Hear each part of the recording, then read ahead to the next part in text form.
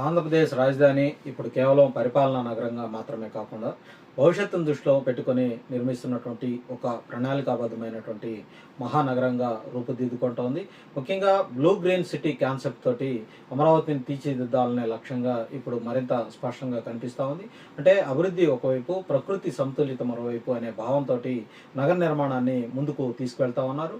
నీటి వనరులు, హరిత వాతావరణం, విశాల రహదారులు, సమగ్ర నగర ప్రణాళిక, ఇవన్నీ కూడా ఈ అంశాలన్నీ కూడా కలిపి ఒక సుస్థిరమైన రాజధాని నిర్మించాలనే ఆలోచన ప్రభుత్వం ముందు ఉంది.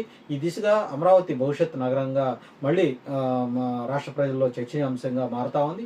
ఈ ప్రాజెక్టుకు కేంద్ర ప్రభుత్వ సహకారం లభించడం ఇప్పుడు అమరావతికి పెద్ద బలంగా మారిందని చెప్పుకోవాలి. ఒక రాజధాని నిర్మాణం అంటే కేవలం రాష్ట్ర ప్రభుత్వ వనరులతోనే సాధ్యమయ్యే పని అయితే కాదు.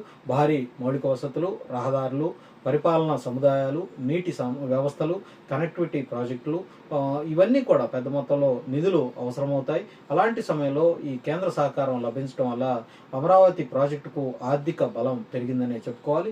ఇది కేవలం నిర్మాణ పనుల వేగానికే కాదు, పెట్టుబడిదారుల నమ్మకాన్ని పెంచడానికి, ఈ ప్రాజెక్టు స్థిరత్వం ఇవ్వడానికి ఉపయోగపడే అంశంగా అంతా కూడా భావిస్తూ ఉన్నారు. అమరావతి భవిష్యత్తులో ఏ రూపం దాల్చబోతుందనే ప్రశ్నకు ఒక పెద్ద సమాధానం రవాణా హబ్ అనే ప్రధానమైనటువంటి లక్ష్యం. ఈ ప్రాజెక్టు పూర్తయితే అమరావతి కేవలం రాజధానిగానే కాకుండా, రాష్ట్రంలోనే కాకుండా జాతీయ స్థాయిలో కూడా ఒక కీలక రవాణా కేంద్రంగా ఎదిగే అవకాశం అయితే ఉందని నిపుణులైతే భావిస్తూ ఉన్నారు. ఎందుకంటే ఒక నగరం ఎంత బాగా అభివృద్ధి చెందాలన్నా దానికి బలమైనటువంటి రోడ్డు కనెక్టివిటీ, అంటే రవాణా అనుసంధానం అనేది చాలా తప్పనిసరి. రోడ్లు కావచ్చు, రింగ్ రోడ్లు కావచ్చు, జాతీయ రహదారులు అనుసంధానం కావచ్చు, ప్రాంతీయ రోడ్ల కనెక్టివిటీ కావచ్చు, ఇవన్నీ కూడా సక్రమంగా ఉంటేనే పెట్టుబడిదారులు ఇక్కడికి వచ్చే అవకాశం ఉంది, పెట్టుబడులు కూడా వచ్చే అవకాశం ఉంటుంది. అలాగే పరిశ్రమలు నెలకొల్పడానికి చాలామంది ముందుకు వచ్చే అవకాశం ఉంటుంది. తద్వారా ఉపాధి అవకాశాలు కూడా పెరుగుతాయి. ఈ దిశగా అమరావతి భవిష్యత్తు నగరంగా ఒక కొత్త గుర్తింపు సంపాదించుకునే దశలో ఉండే అవకాశం అయితే ఉంటుంది. ఈ క్రమంలో అత్యంత ప్రాధాన్యం సంతరించుకున్నటువంటి ప్రాజెక్టు ఔటర్ రింగ్ రోడ్డు. ఇది కనుక పూర్తయితే అమరావతి చుట్టూ ఒక బలమైనటువంటి రవాణా వలయం ఏర్పడే అవకాశం ఉంటుంది. నగర విస్తరణకు సమతులంగా ముందుకు తీసుకెళ్లడంలో, ట్రాఫిక్ ఒత్తిడిని తగ్గించడంలో, సరుకు రవాణాను వేగవంతం చేయడంలో కూడా ఓఆర్ఆర్ కీలక పాత్ర పోషించే అవకాశం ఉంటుంది. ముఖ్యంగా భవిష్యత్తులో నగర అభివృద్ధి ఎలా విస్తరించాలో ముందుగానే ప్లాన్ చేయాలంటే ఇలాంటి ప్రాజెక్టులు చాలా అవసరం. అమరావతి విషయంలో కూడా అదే దిశగా ప్రభుత్వం అడుగులైతే వేస్తూ ఉంది. ఒక రాజధాని నగరానికి ప్రపంచ స్థాయి మౌలిక వసతులు ఉండాలంటే ఇలాంటి రోడ్డు కనెక్టివిటీ ప్రాజెక్టులు ఒక పునాదిలాగా మనం చూడాలి. ఓఆర్ఆర్తో అనుసంధానమయ్యే జాతీయ రహదారులు అమరావతి భవిష్యత్తుకు మరింత బలం చేకూర్చే అంశంగా మనం చూడాలి. ఇవి అమరావతిని రాష్ట్రంలోని పలు ప్రాంతాలతో పాటు దేశ ఆర్థిక చట్రంతో అనుసంధానించే మార్గాలుగా మారబోతా ఉన్నాయి. ఒక రాజధాని నగరం కేవలం పరిపాలనా కేంద్రంగా ఉండటం సరిపోదు. అది ఆర్థిక కార్యకలాపాలకు, వాణిజ్యానికి, రవాణాకు, పెట్టుబడులకు ఒక కేంద్రంగా మారాల్సినటువంటి అవసరం ఉంది.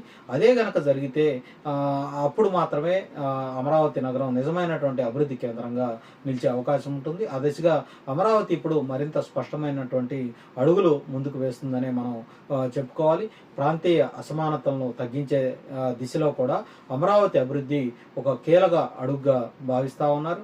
ఒకే ప్రాంతంలో మాత్రమే అభివృద్ధి కేంద్రీకృతం కాకుండా రాజధాని ద్వారా మొత్తం రాష్ట్రానికి ఈ ఆర్థిక చలనం కలగాలని ప్రభుత్వం లక్ష్యంగా పెట్టుకుంది. అమరావతికి బలమైనటువంటి రోడ్డు అనుసంధానం, పరిపాలనా కేంద్రీకరణ, పెట్టుబడి అవకాశాలు, విద్యా, పారిశ్రామిక విస్తరణ కలిస్తే ఈ ఇతర ప్రాంతాల అభివృద్ధికి కూడా ఒక పరోక్షంగా తోడ్పడే అవకాశం ఉంది. అంటే అమరావతి అభివృద్ధి ఒక నగర పరిమితిలోనే కాకుండా మొత్తం రాష్ట్ర అభివృద్ధి వ్యూహంలో భాగంగా చూడాల్సినటువంటి అవసరమైతే ఉందని నిపుణులంతా కూడా భావిస్తూ ఉన్నారు. ఇక అమరావతిని ప్రపంచ స్థాయి మహానగరంగా తీర్చిదిద్దటానికి, దాన్ని ఆ విధంగా మలిచేందుకు ఆ లక్ష్యంలో భాగంగా ఇప్పుడు కూటమి ప్రభుత్వం మరొక కీలకమైనటువంటి ముందడుగు వేసిందని చెప్పుకోవాలి. అదే ఈ రెండో విడత భూ సమీకరణ చేయటం. ఇప్పటికే తొలి విడత భూ సమీకరణ దాదాపు 33,000 పైచిలుకు ఎకరాలను సేకరించడం జరిగింది. ఇప్పుడు రెండో విడత భూ సమీకరణకు కూడా రాష్ట్ర ప్రభుత్వం శ్రీకారం చుట్టింది. ఒక రాజధాని నగరాన్ని భవిష్యత్తు అవసరాలకు అనుగుణంగా నిర్మించాలంటే ముందుగానే దానికి విస్తరణకు తగినటువంటి స్థలాన్ని ముందుగానే సిద్ధం చేసుకోవాల్సినటువంటి అవసరం అయితే ఉంటుంది. పరిపాలనా భవనాలు కావచ్చు, నివాస సముదాయాలు కావచ్చు, వాణిజ్య ప్రాంతాలు కావచ్చు, పరిశ్రమలు, విద్యా సంస్థలు, అలాగే మండలాలు, నీటి వసతులు, ఇవన్నీ కూడా సమగ్రంగా ఉండాలంటే దానికి అవసరమైనటువంటి ల్యాండ్ బ్యాంక్ కూడా ఉండాల్సినటువంటి అవసరం ఉంది. అందుకే ఇప్పుడు రాష్ట్ర ప్రభుత్వం 2వ విడత భూ సమీకరణను వేగంగా ముందుకు తీసుకెళ్తా ఉంది. ఈ దశలో 16,666 ఎకరాలను పైగా భూమిని సమీకరించాలని ప్రభుత్వం ముందుగానే ప్రణాళికను ప్రజల ముందు ఉంచింది. ఇది అమరావతి భవిష్యత్తు విస్తరణకు ఎంతో కీలకంగా భావిస్తూ ఉన్నారు. ఇప్పటికే మొదటి విడతలో రాజధాని నిర్మాణానికి భూములు తీసుకోగా, ఇక 2వ విడతలో మరింత విస్తృతమైనటువంటి ప్రణాళికకు ఈ భూము సేకరణ ద్వారా అవకాశం ఏర్పడతా ఉంది. ఒక ప్రపంచ స్థాయి నగరానికి అవసరమైనటువంటి స్థల ప్రణాళిక, ట్రాన్స్పోర్ట్ కారిడార్లు, హరిత మండలాలు, నీటి ఆధారిత అభివృద్ధి, ఇవన్నీ కూడా ఈ అంశాలన్నీ కూడా ఈ భూ సమీకరణ కీలకంగా మారబోతుందని చెప్పుకోవాలి. ప్రస్తుతం ఎండ్రాయి నుంచి హరిశ్చంద్రాపురం వరకు 7 గ్రామాల పరిధిలో ఈ భూ సమీకరణ ప్రక్రియ వేగంగా కొనసాగుతుంది. ఈ ప్రక్రియలో రైతుల భాగస్వామ్యం, వారికి ఇచ్చే హామీలు, భవిష్యత్తులో వారికి లభించే ప్రయోజనాలు, ఇవన్నీ కూడా ఈ అంశాలన్నీ కూడా కీలకంగా మారబోతా ఉన్నాయి. గత అనుభవాలను దృష్టిలో పెట్టుకుని ఈసారి రైతుల్లో విశ్వాసాన్ని నిలబెట్టడం ప్రభుత్వానికి అత్యంత ముఖ్యమైన పని. ఎందుకంటే అమరావతి నిర్మాణం భూమితోనే కాదు, రైతుల నమ్మకంతో కూడా ముడిపడి ఉంది.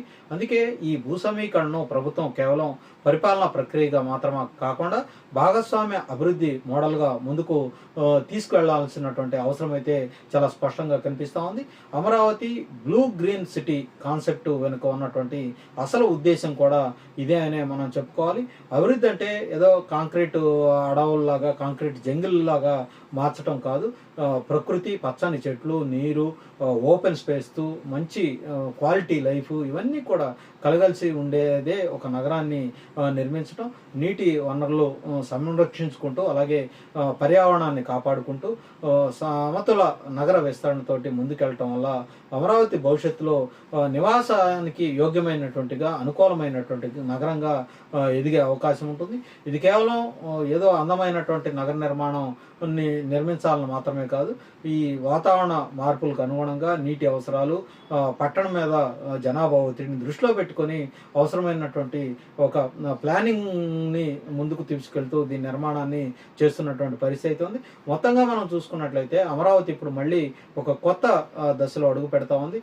చట్టబద్ధమైనటువంటి నిర్ణయం, కేంద్ర సహకారం, మౌలిక వసతుల ప్రణాళిక, ఓఆర్ఆర్ కనెక్టివిటీ, జాతీయ రహదారుల అనుసంధానం, 2వ విడత భూ సమీకరణ, ఇవన్నీ కూడా కలిపి చూస్తే అమరావతి ఒక భవిష్యత్తు నగరంగా మళ్ళీ రూపుదిద్దుకుంటుందన్నటువంటి సంకేతాలు అయితే చాలా స్పష్టంగా కనిపిస్తా ఉన్నాయి. అభివృద్ధి, ప్రకృతి, పరిపాలన, రవాణా, ఈ అంశాలన్నీ కూడా కలిపి ఒక సమగ్ర రాజధాని నగరంగా అమరావతిని తీర్చిదిద్దగలిగితే ఇది కేవలం ఆంధ్రప్రదేశ్కి కాదు, దేశంలోని ఒక ప్రత్యేక నగర అభివృద్ధికి ఒక రోల్ మోడల్గా నిలిచే అవకాశం అయితే ఉంటుందని కూడా నిపుణులు అయితే